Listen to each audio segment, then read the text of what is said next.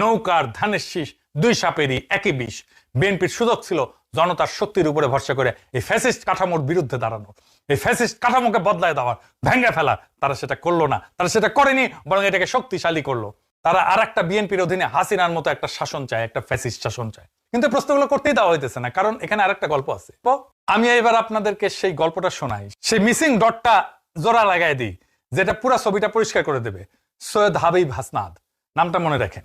এই ভদ্রলোক প্রথমে ছিলেন এস আলমের ফার্স্ট সিকিউরিটি ইসলামী ব্যাংকের অতিরিক্ত ব্যবস্থাপনা পরিচালক। এরপরে 2018 সালের আগস্টে তিনি হইলেন এনআরবি গ্লোবাল ব্যাংকের ব্যবস্থাপনা পরিচালক, যেটা পরে গ্লোবাল ইসলামী ব্যাংক নাম নেয়।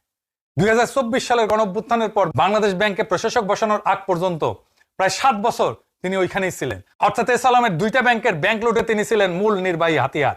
ফার্স্ট সিকিউরিটিতে নাম্বার 2, গ্লোবাল ইসলামীতে নাম্বার 1। এই হাবিব হাসনাদ কে?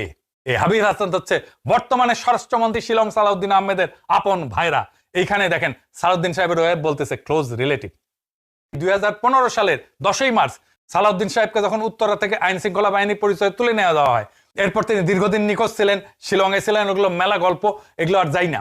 কিন্তু সেদিন যার বাসা থেকে তুলে নিয়ে যাওয়া হয়েছিল, সে বাসাটা কাটছিল এই হাবিব হাসনাতের বাসা, এস আলমের ব্যাংকারের বাসা। এখন ভাবেন এই সম্পর্কটা কি শুধু পারিবারিক?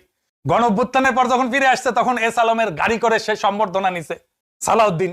পর আবার বলে আমি জানি না। জানি না মানে? তুই তো নিজেই বসে আছিস ওর মধ্যে। আর গণঅভ্যুত্থানের পরে হাবিব হাসনাত রাতারাতি বিএনপি নেতা হয়ে গেলেন। শুধু নেতা না, ত্রয়োদশ জাতীয় সংসদ নির্বাচনে চট্টগ্রাম 12 মানে পটিয়া আসন থেকে বিএনপির প্রার্থী অর্জনে তদবির করলো। সেই পটিয়া, যেখান থেকে এস আলমের ইসলামী ব্যাংক হাজার হাজার অদক্ষ কর্মী ঢুকাইছিল। পুরো এক সার্কেলটা দেখেন। হাসিনার আমলে এস আলম ব্যাংক লুট করছে, তার প্রধান সহযোগী ছিল হাবিব হাসনাত। হাবিব হাসনাত স্বরাষ্ট্রমন্ত্রী শিলং সালাউদ্দিনের ভাইরা বিএনপি ক্ষমতায় এসে সেই লুটেরাদের ফিরে আসার জন্য আইন বানাইতেছে। সালাউদ্দিনের ছেলে সৈয়দ ইব্রাহিম আহমেদ বহু আগে থেকে এস আলমের অফিসে বসে। হাসিনা পালানোর পর দেশে থাকা এস আলমের সম্পত্তির অলিখিত নিয়ন্ত্রণ সালাউদ্দিন পরিবারের কাছে। এস আলম আর স্বরাষ্ট্রমন্ত্রী সালাউদ্দিন দুইটা আলাদা নাম, কিন্তু একই স্বার্থ। পেছনে তাকান, পুরো গল্পটা একই প্যাটার্ন। প্রথম ধাপ, ন্যারেটিভ বানাও, বুদ্ধিজীবী দিয়ে, মিডিয়া দিয়ে, আন্তর্জাতিক রিপোর্ট দিয়ে ব্যাংকটাকে জঙ্গি অর্থায়নকারী বানায় দাও, যাতে এর বিরুদ্ধে যে কোনো পদক্ষেপ নেওয়া যায়, কেউ প্রশ্ন করবে না। দ্বিতীয় ধাপ, গোয়েন্দা সংস্থা দিয়ে বন্দুকের মুখে ব্যাংকের মালিকানা পাল্টে দাও, যারা আসল মালিক তাদের তাড়ায় দাও, যে লুটেরাকে তুমি পছন্দ করো তার হাতে তুলে দাও। তৃতীয় ধাপ, শেল কোম্পানি বানাও, শেল কোম্পানির নামে ঋণ নাও, নিজের এলাকার মানুষ নিয়োগ দাও, নিয়ম ভেঙে ঋণ দাও, সবকিছু মিলায় ব্যাংকটাকে ফাঁপা করে ফেলো, টাকাটা সিঙ্গাপুর, লন্ডন, দুবাই পাঠায় দাও। চতুর্থ ধাপ, যখন জনতা খেপে ওঠে, সরকার পালায়, তখন সংস্কারের নাটক হয়। কিন্তু পঞ্চম ধাপে নতুন সরকার আসে, সিস্টেম হয়, নতুন বন্দোবস্ত হয়, আইন বদলায়, আর সেই লুটেরারাই ফিরে আসে। ইসলামী ব্যাংকের গল্প শুধু একটা ব্যাংকের গল্প না, এটা বাংলাদেশের একটা প্যাটার্নের গল্প, যেখানে ইসলাম প্রতিষ্ঠান সফল হলে সেটাকে আগে অবৈধ বানানো হয়, তারপর লুটে খাওয়া হয়, তারপর লুটেরাদের পুনর্বাসন করা হয়। সেকুলার স্ট্যাবলিশমেন্ট, বুদ্ধিজীবী, গোয়েন্দা সংস্থা, লুটেরা ব্যবসায়ী সবাই এই একই সিস্টেমের অংশ। আর এই সিস্টেমটা এখনো চালু আছে। এটাকেই বলা হয় বন্দোবস্ত, আমি বলি ঘুটু। 2024-এর 5ই আগস্ট হাসিনা পলাইলো। নতুন সরকার এসে প্রথম যেটা করলো, এস আলমের লোকজনকে ব্যাংক থেকে বাইর করে দিল। ব্যাংকগুলো চালানোর জন্য নতুন লোক বসানো হলো। আর মনে আছে আব্দুল মান্নানের কথা, যাকে 2017 সালে ডিজিএফআই লোকজন বাসা থেকে তুলে নিয়ে যে জোর করে ইস্তফা দেওয়া হয়েছিল, সেই মান্নানকে ফিরায় নিয়ে আসা হলো। ফার্স্ট সিকিউরিটি ইসলামী ব্যাংকের চেয়ারম্যান হইলেন। আর ব্যাংকের কি হলো? ঘুরে দাঁড়াইতে শুরু করলো। 5ই আগস্টের পর মানুষ ব্যাংক থেকে টাকা তুলছিল গড়ে প্রতিদিন 200 কোটি টাকা বেশি, যা জমা পড়ছিল তার চেয়ে। মানে ব্যাংক থেকে টাকা বাড়ে যাচ্ছিল ঝরঝর করে। কয়েক মাসের মধ্যে সেই ব্যবধান নেমে আসলো 6 কোটিতে। মানে মানুষ আবার ব্যাংকে টাকা রাখতে শুরু করলো, আস্থা ফিরে আসলো। তারপর সরকার আরো বড় পদক্ষেপ নিল। এস আলমের হাতে যে 5টা ব্যাংক ছিল, ফার্স্ট সিকিউরিটি, সোশ্যাল ইসলামী, ইউনিয়ন, গ্লোবাল ইসলামী আর এক্সিম, এই 5টাকে জুড়ে দিয়ে একটা বানানো হলো, নাম দেওয়া হলো সম্মিলিত ইসলামী ব্যাংক। সরকার নিজের পকেট থেকে 35,000 কোটি টাকা ঢাললো, যাতে ব্যাংকটা দাঁড়াইতে পারে।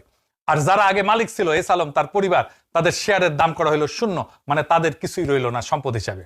আসলেই তো তাই, নিজের টাকা তো নিছে, গ্রাহকের টাকা, আমানতকারীদের টাকাও নিয়ে চলে গেছে। তার তো শূন্য হওয়ার কথা, তার তো আরো টাকা দেওয়ার কথা এই ব্যাংকে। সহজ ভাষায় লুটেরাদের বের করে দেওয়া হলো, দোকান সরকার নিজে চালানো শুরু করলো, আর লুটের টাকা উদ্ধারের চেষ্টা শুরু হইলো। মনে হচ্ছিল শেষ পর্যন্ত ন্যায় বিচার হবে। কিন্তু যায় দিন ভালো, আসে দিন খারাপ। তারপরে বিএনপি ক্ষমতাতে আসলো। বিএনপি ক্ষমতায় আসার পরে যেটা হওয়ার কথা ছিল না, সেটাই হইল। সংসদে পাশ হইল ব্যাংক রেজুলেশন অ্যাক্ট 2026। এই আইনে একটা নতুন ধারা যোগ করা হলো, ধারা 18A। এই ধারা কি বলে? একীভূত ব্যাংকের পুরনো মালিক বা পরিচালকরা সরকার বা বাংলাদেশ ব্যাংকের বিনিয়োগকৃত অর্থের মাত্র 7.5 অগ্রিম দিয়ে ব্যাংকের দখল ফিরে নিতে পারবে। বাকি 92.5 2 বছরে 10% সুদে শোধ করলেই হবে। এটা বোঝেন ব্যাপারটা। সরকার 35,000 কোটি টাকা ঢালছে এই ব্যাংকগুলোকে বাঁচাইতে, জনগণের টাকা। পুরনো মালিকদের শেয়ার শূন্য নামাইছে, কারণ তারা প্রমাণিতভাবে ব্যর্থ, প্রমাণিতভাবে লুটেরা। দুদক মামলা করছে, ফরেন্সিক অডিট হয়েছে, আন্তর্জাতিক মিডিয়া এটা সবচেয়ে বড় ব্যাংক ডাকাতি বলা হয়েছে। এখন সেই টাকার 7.5% মানে 2,500 কোটি টাকার মতো দিয়া পুরনো মালিকেরা সবকিছু ফেরত নিতে পারবে। যারা ব্যাংক লুট করছে তারাই আবার সেই ব্যাংকের মালিক হবে। বাংলাদেশ ব্যাংকের বিগত গভর্নর আহসান হাবীব মনসুর, যাকে মপ করে সরায় দেওয়া হয়েছে, তার শেষ সংবাদ সম্মেলনে কি বলছিল দেখেন। এই কুচক্রী মহল এরা চাচ্ছে এটা ব্যর্থ, এরা চাচ্ছে এটা ব্যর্থ হয়ে গেলে আবার পূর্বের মালিকদের কাছে এই ব্যাংকগুলোকে ফেরত দিতে পারবে এবং তারা লুট করবে এবং সরকারের টাকাটাও তারা সুন্দরভাবে তারা পকেটে পেয়ে যাবে। অর্থাৎ একটা ব্যাংকে একটু ভালো অবস্থায় নিয়ে আসা হয়েছে, সরকার থেকে তো 32,000 কোটি টাকা দেওয়া হয়েছে, এই টাকাটাও তারা বেনিফিটটা পাবে এখন যদি ব্যাংকটা তারা পায়। এটা তো আমাদের কাম্য না, এটা তো জনগণের টাকা। দেখেছেন, তিনি কিন্তু বলছিলেন এই 5 ব্যাংক পুরনো দুর্বৃত্ত মালিকদের ফিরিয়ে দেওয়ার পায়চারা চলতেছে। শুধু তাই না, মাত্র কয়েকদিন আগে 12 এপ্রিল 2026 ইসলামী ব্যাংকের এমডি ওমর ফারুক খানকে বাধ্যতামূলক অবসরে পাঠানো হয়েছে। এই ওমর ফারুককে জানেন 1986 সাল থেকে ইসলামী ব্যাংকে ছিলেন। আওয়ামী আমলে তাকেও জোরপূর্বক পদত্যাগ করানো হয়েছিল। বিপ্লবের পর ফিরে আসছিলেন, ব্যাংক ঘুরে দাঁড়ানোর কাজ করতেছিলেন, আর এখন বাংলাদেশ ব্যাংকের নির্দেশে তাকে সরানো হইল। কারা সরাতে চাইছিল জানেন? রিপোর্ট কইতেছে এস আলম সংশ্লিষ্ট একটা গ্রুপ দীর্ঘদিন থেকে তারা সরানোর চেষ্টা করতেছে। মানে এস আলমের লোকজন এখনো ব্যাংকের ভেতরে প্রভাব খাটাইতেছে, আর নতুন সরকার সেটা হইতে দিতেছে। মানে শুধু আইন বদলাইছে বিএনপি তাই না, যারা ব্যাংকে বাঁচানোর চেষ্টা করতেছিল তাদেরকেও একে একে সরানো হইতেছে। বাকি স্ক্রিপ্ট যেমন আছে তেমনই থাকবে। বাংলাদেশ ব্যাংকের কর্মকর্তারা উদ্বেগ প্রকাশ করলো যে পুরনো মালিকরা ফিরলে আমানতকারীদের কি হবে। উল্টা বোঝানো হয়েছে আমানতকারীদের টাকা ফেরত দেওয়ার জন্য ব্যাংকগুলো ফেরত দেওয়া হইতেছে। আপনি যদি কাণ্ডজ্ঞান খাটান তাহলে দেখবেন এই ব্যাংকে তো টাকা নাই, তারা টাকা তো সব সরাই ফেলছে, সেই জন্যই তো এরা টাকা দিতে পারতেছিল না। তারা কি আকাশ থেকে টাকা পয়দা করবে, আমানতকারীদের টাকা ফেরত দেবে? তারপরে এইখানে তিনটা মৌলিক সমস্যা আছে, বুঝে দেখেন। যারা টাকা রাখছেন তারাও বুঝে দেখেন। প্রথমত, অভিভাবকত্বের বিশ্বাসঘাতকতা।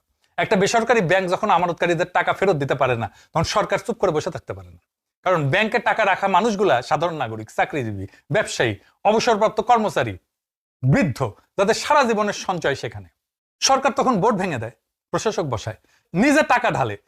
এই মুহূর্তে সরকার শুধু নিয়ন্ত্রক থাকে না, সে হয়ে যায় অভিভাবক। ওই ব্যাংকের আমানতকারীদের কাছে একটা অলিখিত প্রতিশ্রুতি দেয়, আমি তোমাদের টাকার দায়িত্ব নিচ্ছি।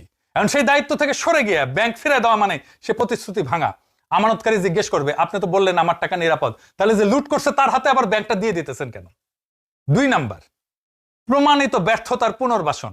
এটা শুধু রাজনৈতিক সিদ্ধান্ত না, এটা লজিকের বিরুদ্ধে যায়। একজন ড্রাইভার যদি মাতাল অবস্থায় গাড়ি চালায় দুর্ঘটনা ঘটায়, তাকে হাসপাতালে চিকিৎসা দেওয়া হবে, কিন্তু তার লাইসেন্স ফেরত দেওয়া হবে না। তো তার তো লাইসেন্স কেড়ে নেওয়া হবে। এখানে যেটা হইতেছে সেটা হইতেছে দুর্ঘটনা ঘটানো ড্রাইভারকে আবার স্টিয়ারিং ধরে দেওয়া হইতেছে, সাথে যাত্রীদেরকেও বসায় দেওয়া হইতেছে ওই গাড়িতেই যে গাড়িতে অ্যাক্সিডেন্ট করছিল তাদেরকে নিয়ে। 3 নাম্বার, নৈতিক ঝুঁকি। অর্থনীতিতে একে বলে মরাল হ্যাজার্ড। আপনি যদি দেখেন যে ব্যাংক লুট করলেও শেষ পর্যন্ত ফেরত পাওয়া যায়, তাহলে আপনি ভবিষ্যতে প্রত্যেকটা ব্যাংক মালিককে একটা বার্তা দিচ্ছেন, লুট করো, সরকার বাঁচাবে, তারপর আইন বদলে ফেলতে পারবে। এটা শুধু একটা ব্যাংকের সমস্যা না, এটা পুরো ব্যাংকিং ব্যবস্থার ভিত্তি নষ্ট করে দেয়।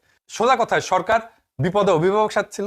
এখন ওই সরকার বদল হয়ে যাওয়ার পরে নতুন সরকার এসে লুটেরাদের চাবি ফেরত দিচ্ছে, ওই অভিভাবকত্ব থেকে নিজেকে সরাই নিয়ে দায়টা জনগণের কাঁধে আবার দিয়ে দিতেছে, সুবিধাটা লুটেরাদের হাতে তুলে দিতেছে। আমরা সেই জন্যই বলছিলাম, নৌকার ধানের শীষ 2 সাপেরই একই বিষ। বিএনপির সুযোগ ছিল জনতার শক্তির উপরে ভরসা করে এই ফ্যাসিস্ট কাঠামোর বিরুদ্ধে দাঁড়ানো, এই ফ্যাসিস্ট কাঠামোকে বদলায় দেওয়ার, ভেঙে ফেলার। তারা সেটা করলো না, তারা সেটা করেনি, বরং এটাকে শক্তিশালী করলো। তারা আর একটা বিএনপির অধীনে হাসিনার মতো একটা শাসন চায়, একটা ফ্যাসিস্ট শাসন চায়।